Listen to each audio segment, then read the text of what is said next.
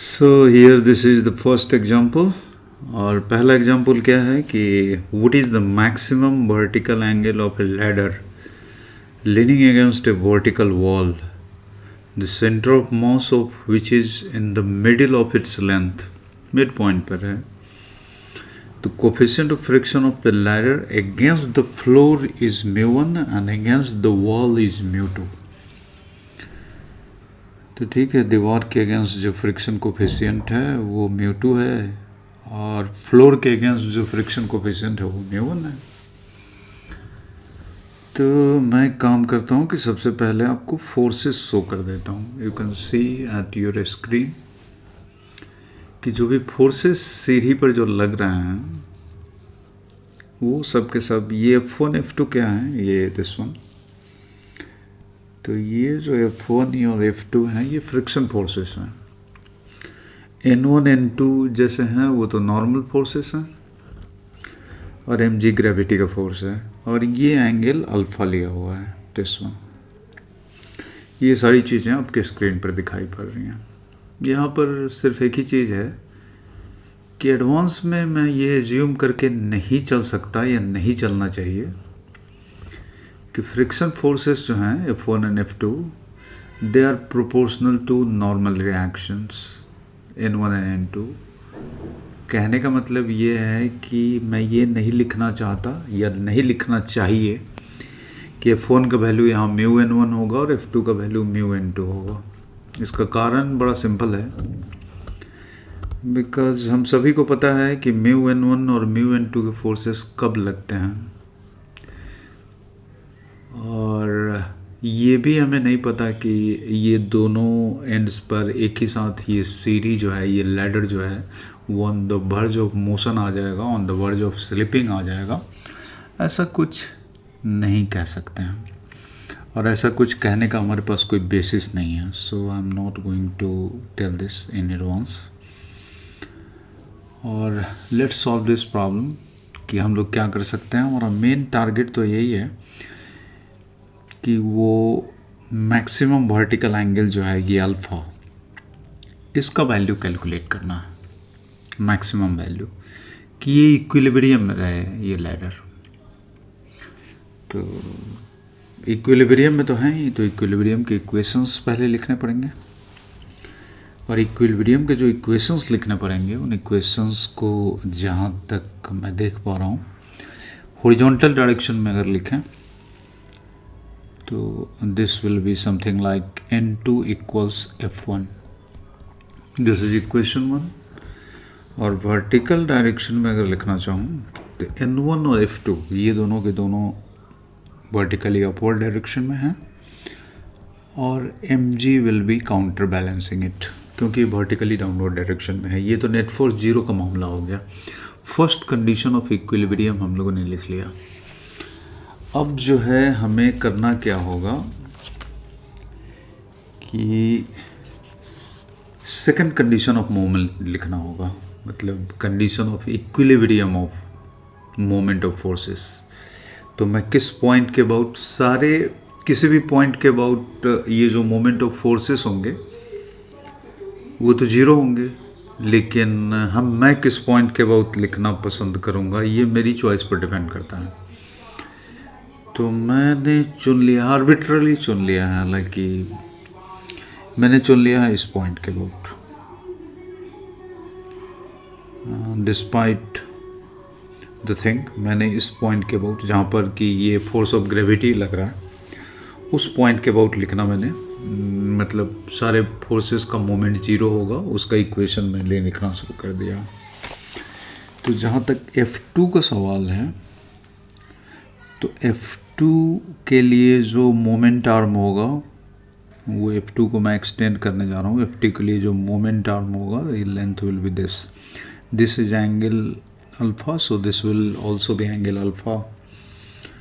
और ये फोर्स कुछ ऐसे लग रहा है, तो ये मोमेंट आर्म, इस मोमेंट आर्म को, इस रेंच को ये फोर्स ऐसे लग करके क्लॉकवाइज रोटेट करवाएगा, दैट्स ऑल। और F2 फोर्स इस लाइन पर लग रहा है, तो यहाँ से अगर F2 पर मैं एक मोमेंट आर्म ड्रॉ करूँ दैट इज परपेंडिकुलर डिस्टेंस, और F2 को फोर्स अगर ऐसे लग रहा है तो ये फोर्स ऐसे लग करके इस डंडे को ये भी एंटी क्लॉकवाइज ही रोटेट करवाएगा। तो इन दोनों फोर्सेस के टॉर्क तो एंटी क्लॉकवाइज होंगे। अब mg का टॉर्क तो लगेगा नहीं इस पॉइंट के अबाउट। अब n1 का क्या मामला है? तो n1 का जो मोमेंट आर्म होगा it will be like this.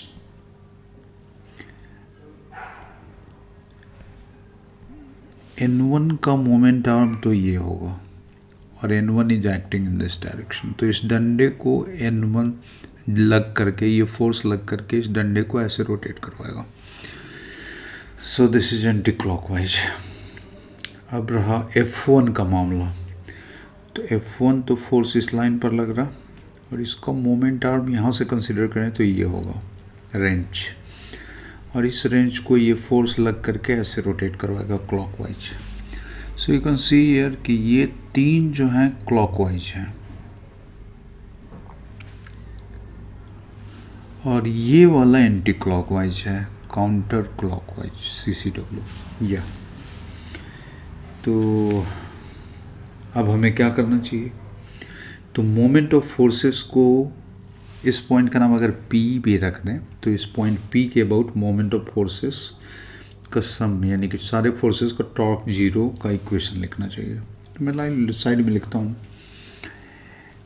F2 से शुरुआत करता हूँ। तो F2 के लिए फोर्स का मैग्नीट्यूड तो सिंपली F2 हो गया। ये जो मोमेंट आर्म है F2 का ये है, this thing, and this is what, this is L/2 F2, sorry F2 जो फोर्स है वो इस डायरेक्शन में है। F2 ये फोर्स है, दिस वाज N2, मैं जो कि पहले बात कर रहा था। तो F2 ये फोर्स है और इसका मोमेंट आर्म इस ये है।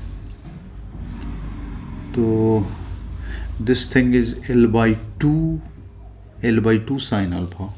सो F2 मल्टीप्लाइड बाय, मैंने पूरा लेंथ अगर L मान लिया तो L का हाफ, क्योंकि सेंटर ऑफ मास जो है इसका हाफ पॉइंट पर था, या सेंटर ऑफ ग्रेविटी, ये क्वेश्चन में मेंशन था, मिड पॉइंट पर था।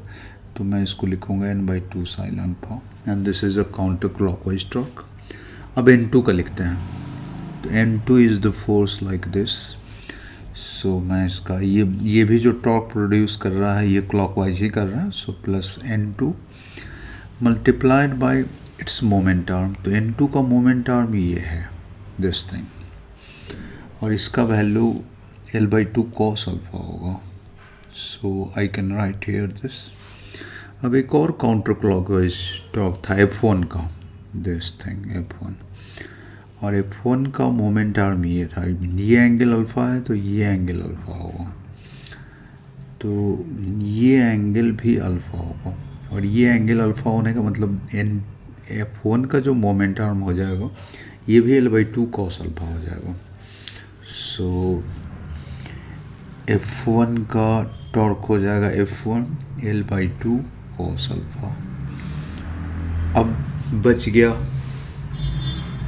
सिर्फ एक फोर्स N1 जो कि CCW है, काउंटर क्लॉकवाइज है। तो इसका टॉर्क कितना होगा? N1 से मैं मल्टीप्लाई कर देता हूँ और this angle you can see is also alpha. So N1 का मोमेंट आर्म तो ये है and this is L/2 sine alpha. So N2 का L/2 sine alpha moment arm लिख लिया। ये भी एक इक्वेशन हो गया। इस इक्वेशन को अगर मैं सिंप्लीफाई करूं, जो कि करना बनता है, यहाँ के बाद तो सारा कुछ मोमेंट के बारे में लिखा है, इन सारी चीज़ों को, तो इन सबको अगर सिंप्लीफाई करना शुरू करूं तो L/2 दोनों तरफ से कैंसिल हो जाए, और L/2 को कैंसिल होने के बाद जो हमारे पास जो इक्वेशन बचेगा, the equation will be like F2 sine alpha plus F1 cos alpha, या फिर ठीक है F1 cos alpha plus N2 cos alpha. LHS का काम तो हो गया। Right hand side will be N1 sine alpha. तो this comes finally the condition of equilibrium, और ये कंडीशन ऑफ इक्विलिब्रियम 2 हो गया। और ये वाले जो हैं वो अच्छा 1 2 नाम रखा हुआ था, तो मैं इसका नाम 3 रख देता हूँ। इक्वेशन नंबर 3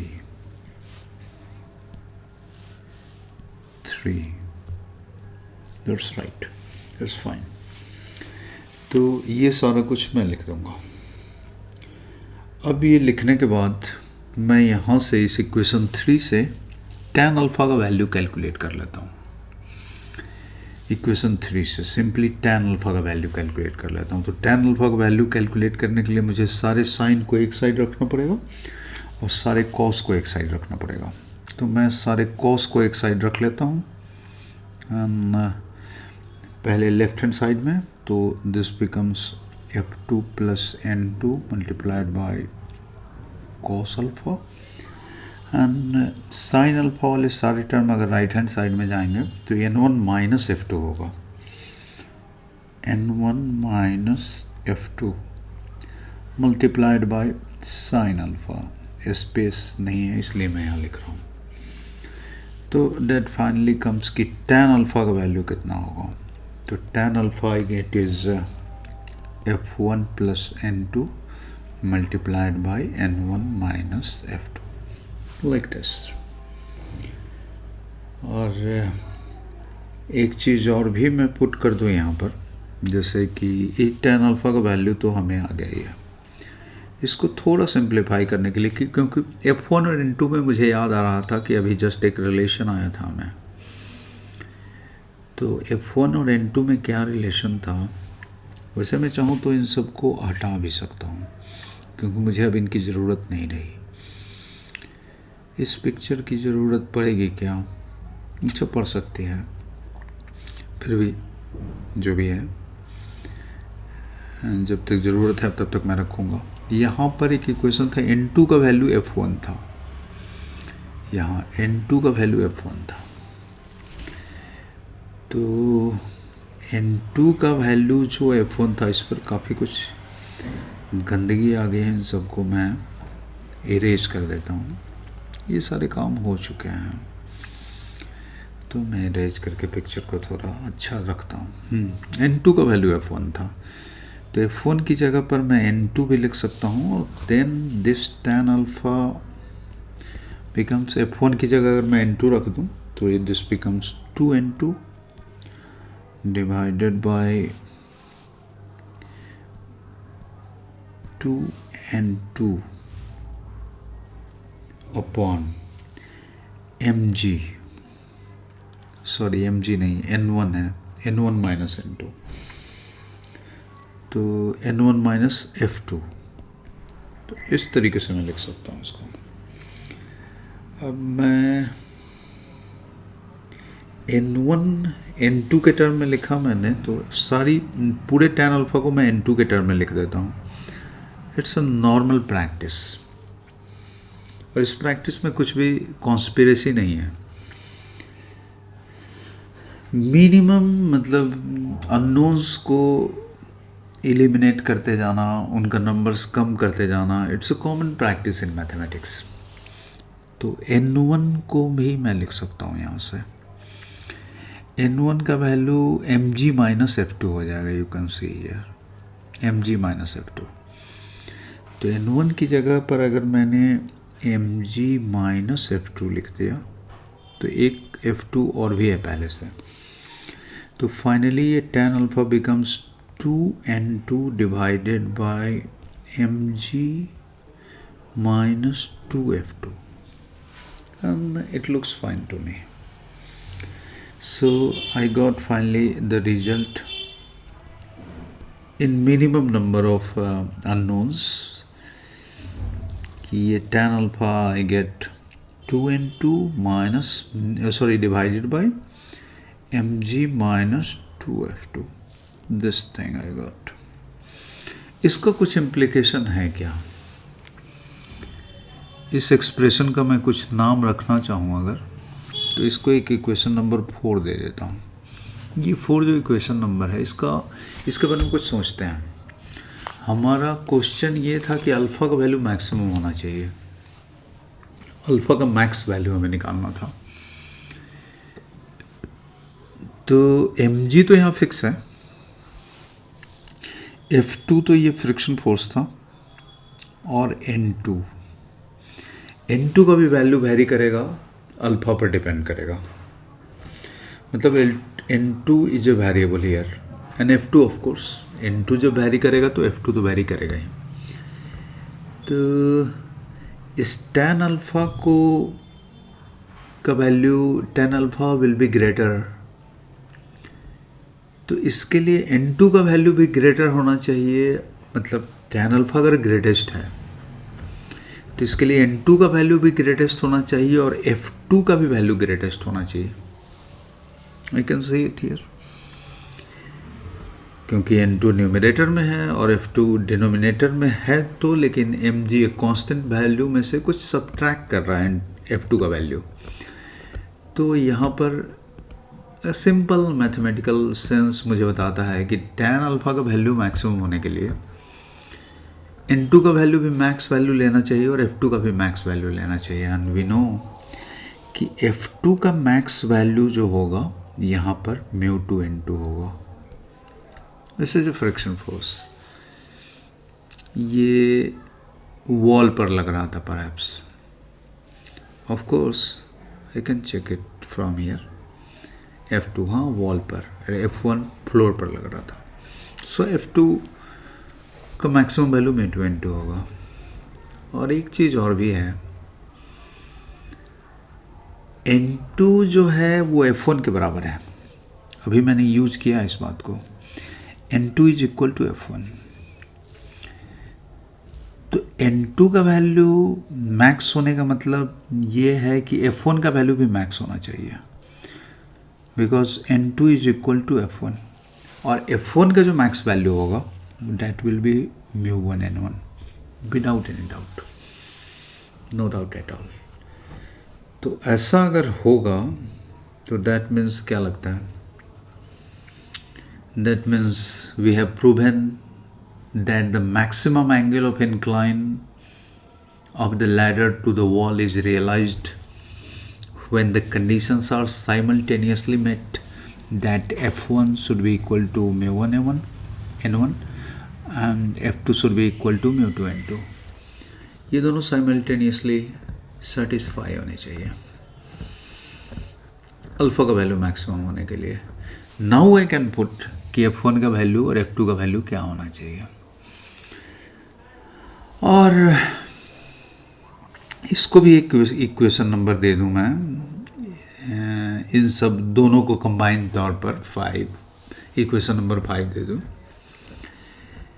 तो इन वैल्यूज़ को F1 और F2 के जो वैल्यूज़ हैं, इनको अगर शुरुआती वाला जो इक्वेशन था F1 इक्वेशन 1 एंड 2 जो इनिशियल इक्वेशंस थे, उसमें अगर मैं पुट कर दूं तो N2 का वैल्यू या और F2 का वैल्यू दोनों हमें मिल जाएगा, तो tan अल्फ़ा का वैल्यू हम लोग कैलकुलेट कर सकते हैं। तो हमारे पास इक्वेशन 1 और इक्वेशन 2 क्या था, इक्वेशन 1 था N2 equals F1 and equation 2 was N1 plus F2 equals mg। तो इन इक्वेशंस को मैं दोबारा लिख लेता हूँ यहाँ पर कि I have equations like N2 equals F1, this was equation 1 and second equation was N1 plus F2 equals mg, और इनके साथ इन दोनों इक्वेशंस को मर्ज करना है, F2 equals μ2 N2 and F1 equals μ1 N1। तो मुझे जहाँ मौका मिलता जाएगा मैं सब चीज़ों को लिखता जाऊँगा। That means N2 equals F1 की जगह μ1 N1 मैं लिखूँगा। तो मैं μ1 N1 लिख देता हूँ यहाँ पर, एंड N1 प्लस F2 की जगह पर μ2 N2 इसको लिखा, तो इसको लिखते हैं, या मेरी समझ में ये आता है कि N2 का वैल्यू सिंस F1 है, सो N2 की जगह पर मुझे F1 भी लिख देना चाहिए, और ये लिखने से F1 की जगह पर मुझे μ1 N1 लिखना पड़ेगा। डेट मीन्स इक्वेशन में अभी भी पेंच फंसा हुआ है। N1 प्लस μ2 N2 मतलब μ2 multiplied by μ1 N1 equals mg, ऐसे लिखता हूँ। लेकिन मुझे N1 का वैल्यू तो चाहिए नहीं। मुझे एकाएक याद आया कि N1 का वैल्यू तो मुझे चाहिए ही नहीं था। खैर N1 का वैल्यू निकाल सकते थे, लेकिन मुझे चाहिए था N2 का वैल्यू। tan अल्फा में N2 है और F2 है, तो ये दोनों तो सही लिखे हैं। अब N1 की जगह पर मैं अगर लिख दूँ इस इक्वेशन की मदद से कि N1 की जगह N2 बाई μ1, तो इट्स अलाउड, इसमें कोई प्रॉब्लम नहीं। मुझे N2 चाहिए, इसलिए सो इन वैल्यूज़ को अगर हम रखते हैं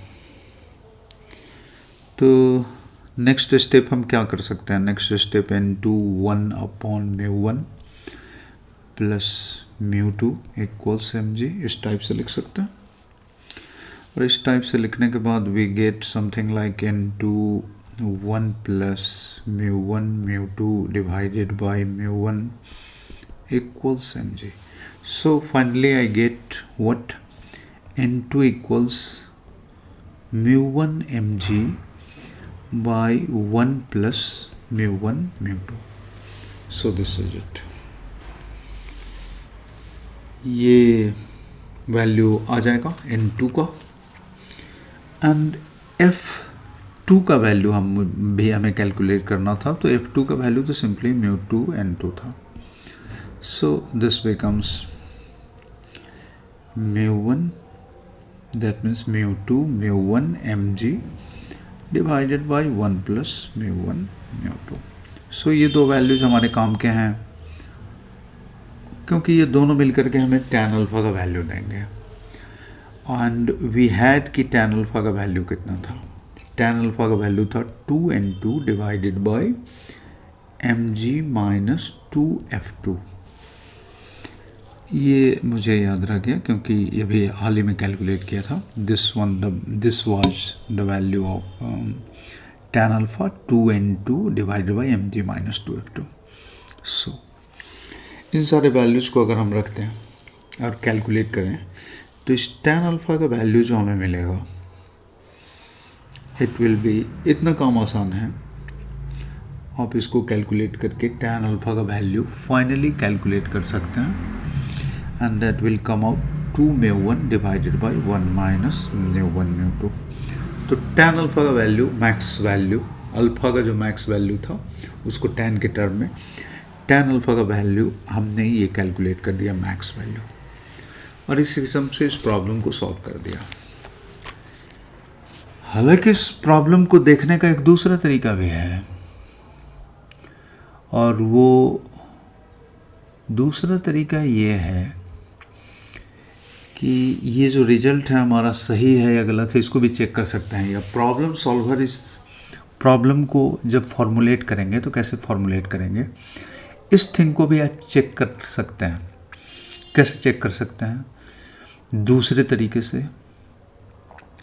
उसके लिए मैंने एक पिक्चर बनाया हुआ है, आप चाहें तो यहाँ से वीडियो छोड़ भी सकते हैं, यह लोगों ने पहले ही छोड़ दिया होगा, but I am trying to explain something else. ये जो पिक्चर देखना आप, ये पिक्चर यहाँ पर क्या कर रहा है, तो इसका जवाब मेरे पास ये है कि ये वही लैडर है, ये उसके ऊपर फोर्स ऑफ ग्रेविटी है जो उसके मिड पॉइंट से पास कर रहा है, और यहाँ पर दो फोर्सेस जो हैं वो लगेंगे। एक तो कि यहाँ पर जो भी नॉर्मल लग रहा था, यहाँ पर सारे फोर्सेस को मैंने 1 लिखा था, तो यहाँ पर N1, और यहाँ पर N2 का फोर्स लग रहा था। इसके अलावा फ्रिक्शन यहाँ F2 इस टाइप से लग रहा था, और यहाँ पर फ्रिक्शन F1 इस टाइप से लग रहा था। तो मैं ये बोल रहा हूँ कि इसका मतलब इस पॉइंट पर जो रिजल्टेंट रिएक्शन है, इस पॉइंट पर इसका वैल्यू Q1 मैंने मान लिया है, और यहाँ पर इस पॉइंट पर जो रिजल्टेंट रिएक्शन होगा जो कि N2 और F2 का वेक्टर सम होगा, रिजल्टेंट रिएक्शन, ये Q2 मैंने मान लिया है। और इस पर सिर्फ 3 ही फोर्सेस लगना है। कौन कौन से फोर्सेस? एक mg, या I will choose a different colour. एक फोर्स लग रहा है mg, दूसरा फोर्स लग रहा है q1 और तीसरा फोर्स लग रहा है q2। और इन तीनों का वेक्टर सम 0 होना चाहिए क्योंकि ऑब्जेक्ट इज एट रेस्ट। अगर मैंने वो नॉर्मल और फ्रिक्शन के बजाय नेट रिएक्शन फोर्स जो लग रहा है उन सबको कंसिडर कर लिया, तो ये mg, q1, q2, इन सब का नेट रिएक्शन जो होगा, नेट रिजल्टेंट ये होगा और इन सब का वैल्यू 0 होगा। और इन सब का वैल्यू 0 होने का मतलब कि Q1 प्लस Q2 का सम mg के बराबर होना चाहिए और अपोजिट डायरेक्शन में होना चाहिए। इसका मतलब यहाँ पर ये रिजल्ट सेटिस्फाई होना चाहिए कि mg का जो लाइन ऑफ एक्शन है उसके बिल्कुल अपोजिट डायरेक्शन में Q1 और Q2 का सम लाई करना चाहिए, ये होना चाहिए। मतलब their lines of action must intersect at one point lying in the vertical, lying on the vertical, along which the force of gravity mg acts. तो इस केस में भी पता चलता है कि अल्फा का वैल्यू मैक्सिमम तब होगा जब ये जो वैल्यूज हैं अल्फा 1 जो रिजल्टेंट रिएक्शन नॉर्मल के साथ लगा रहा है, ये phi1 और ये phi2, इन दोनों का वैल्यू मैक्सिमम होगा। और इन दोनों का वैल्यू मैक्सिमम होने के लिए का सिंपल सा मतलब ये है कि फ्रिक्शन F1 का वैल्यू μ1 N1 होगा और F2 का वैल्यू μ2 N2 होगा, कि सो दैट कि ये जो tan phi1 का वैल्यू जो होगा वो सिंपली μ1 आ जाएगा इस केस में और tan phi2 का वैल्यू μ2 हो जाना चाहिए। बिल्कुल। अब ये फिगर जस्टिफाई कर रहा है। अब इसके बाद इसमें कौन सा प्रॉब्लम अगर आपने फ्रेम कर दिया तो वो गलत हो जाएगा, वो चीज़ ये है कि अगर मान लो कि फ्लोर के अगेंस्ट फ्रिक्शन को मैंने 0 कर दिया, यहाँ पर फ्लोर के अगेंस्ट फ्रिक्शन को मैंने 0 कर दिया, तो यहाँ पर सिर्फ एक नॉर्मल रिएक्शन लगेगा, सिर्फ एक नॉर्मल रिएक्शन लगेगा N1। और जब N1 ऐसे लगेगा और यहाँ भी अगर मान लो कि फ्रिक्शन को मैंने एब्सेंट कर दिया, यहाँ पर इस केस में फ्रिक्शन को, दोनों जगह से फ्रिक्शन को मैंने एब्सेंट कर दिया अगर मान लो, तो यहाँ पर जो नॉर्मल लगेगा वो कुछ ऐसे लगेगा और यहाँ पर नॉर्मल कुछ ऐसे लगेगा। और इन दोनों का रिजल्टेंट जो होगा ना वो सर्टेनली इन दोनों का जो रिजल्टेंट होगा वो कुछ इस डायरेक्शन में होगा, जो कि mg के अपोजिट होने के कोई चांसेस नहीं है उसके। सो ये दोनों सरफेसेस पर फ्रिक्शनलेस तो आप रख नहीं सकते हैं, ये it's not possible the case, ये केस पॉसिबल नहीं है।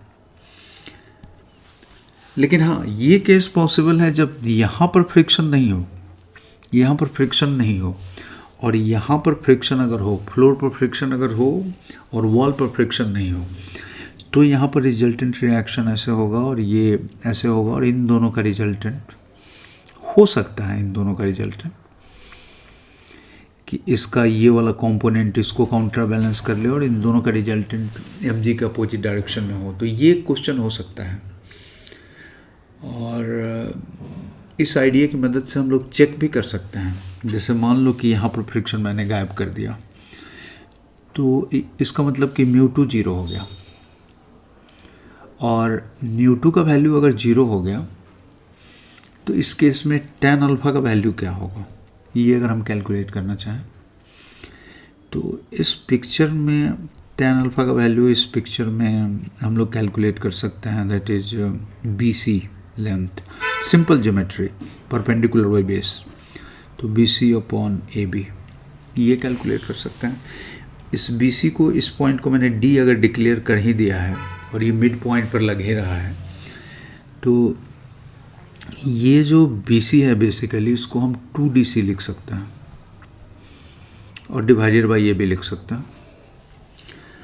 और यहाँ पर ये एंगल φ1 है तो ये एंगल भी φ1 होगा, और तब यहाँ पर DC अपॉन AB को हम tan φ1 लिख सकते हैं, तो दिस बिकम्स 2 tan φ1, इस तरीके से लिख सकते हैं। और 2 tan φ1 का वैल्यू हमारे पास आ जाएगा 2 μ1 ये। तो अगर μ2 का वैल्यू 0 है तो हमारा tan φ का वैल्यू 2 μ1 आना चाहिए। तो क्या हमारा रिजल्ट इसको सेटिस्फाई करता है? इस रिजल्ट को चेक करने के लिए जस्ट इसको अगर हम चेक करें, तो ये सब तो मैं गायब कर चुका हूँ, लेकिन फिर भी मुझे याद है कि tan अल्फ़ा का वैल्यू जो हम लोगों ने कैलकुलेट किया था अभी, तो tan अल्फ़ा का वैल्यू कैलकुलेट किया था 2 μ1 अपॉन 1 माइनस μ1 μ2। अगर μ2 का वैल्यू हम लोग 0 कर दें तो tan अल्फ़ा का वैल्यू ऑफकोर्स 2 μ1 आता है। तो इस हिसाब से ये वाली जो एनालिसिस हमारी सही है। क्वेश्चन फ्रेम करने के लिए हम इस डेटा का यूज़ करते हैं, इस फिगर का, और प्रॉब्लम को सॉल्व करने का स्ट्रेट फॉरवर्ड जो तरीका है वो मैंने इसके पहले एक्सप्लेन किया आपको। मैं और भी वीडियोस इसके अपलोड करूँगा। Thank you for watching.